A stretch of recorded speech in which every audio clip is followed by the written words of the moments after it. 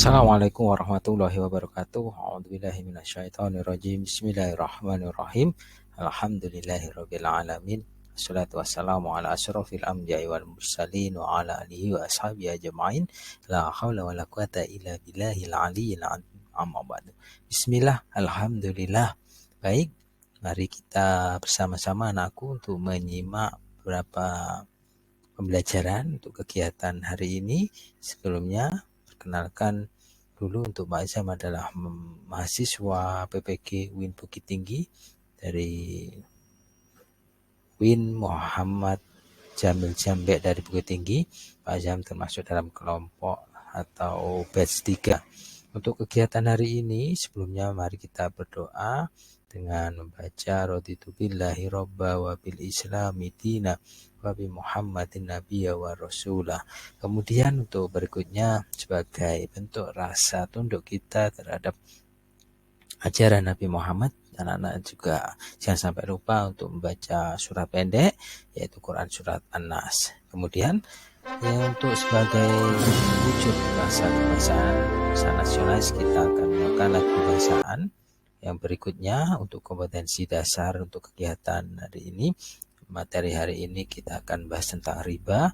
Untuk KD-nya, yang satu menghayati hikmah larangan riba dalam muamalah, kemudian menjalankan sikap hati-hati dan kerja keras terhadap bahaya riba, kemudian menganalisis larangan riba, yang terakhir menyajikan cara menghindari riba. Kemudian untuk tujuan pembelajaran diantaranya anak-anak ini mulai kegiatan mengamati teks deskripsi, video, dan struktur teks deskripsi. Peserta didik dapat menganalisis pengertian riba dengan baik dan benar. Peserta didik juga dapat menganalisis macam-macam riba dengan baik dan benar. Diharapkan anak-anak juga dapat mengevaluasi tata cara menghindari riba dengan baik dan benar, dan diharapkan anak-anak juga dapat mendemonstrasikan praktek riba, bagaimana cara menghindari riba dengan baik dan benar. Yang terakhir yaitu dapat mendemonstrasikan praktek menghindari riba dengan baik dan benar. Untuk berikutnya, untuk memperdalam materi kita tentang riba, anak-anak apakah sudah ada gambaran sedikit tentang riba? Nah, ini ada video pembelajaran yang bisa anak-anak simak. Ini adalah proses dalam jual beli, di dalamnya ada unsur riba. Kemudian kita ke materi berikutnya, yaitu materi pokok yang akan kita bahas. Ada pengertian riba, dasar hukum, kemudian macam-macam, kemudian cara menghindari riba, dan hikmah diharamkannya riba. Baik, yang pertama kita akan bahas tentang pengertian riba.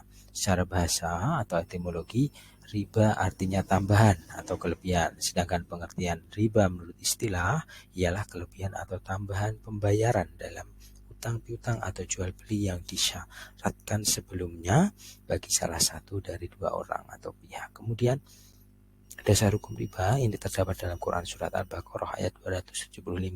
Kemudian ada hadis Rasulullah SAW yang diriwayatkan oleh muttafaqun alaih, yang terakhir adalah ijma'. Kemudian macam-macam riba ini ada 4, ada riba fadli, riba qardi, kemudian riba yad, dan riba nasi'ah dengan pengertian dan masing-masing contoh yang ada. Untuk riba fadli, tukar menukar dua buah barang yang sama jenisnya namun tidak sama ukurannya yang disyaratkan oleh orang yang menukarnya, dan ini contoh yang ada. Kemudian riba qardi, meminjamkan sesuatu dengan syarat ada keuntungan atau tambahan dari orang yang dihutang. Ini adalah contoh untuk riba qardi, bisa dibaca anak-anak.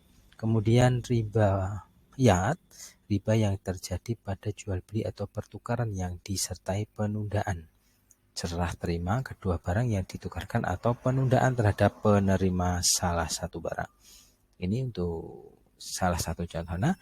Yang terakhir riba nasi'ah, tukar menukar dua barang yang sejenis maupun tidak sejenis atau jual beli yang pembayarannya disyaratkan lebih oleh penjual dengan dilambatkan. Riba ini terjadi akibat jual beli tempo. Kemudian cara menghindari riba dalam proses jual beli diantaranya menjual sesuatu yang sejenis. Itu ada 3 syarat, yaitu serupa, timbangan, dan banyaknya. Jadi tidak ada unsur kelebihan di dalamnya.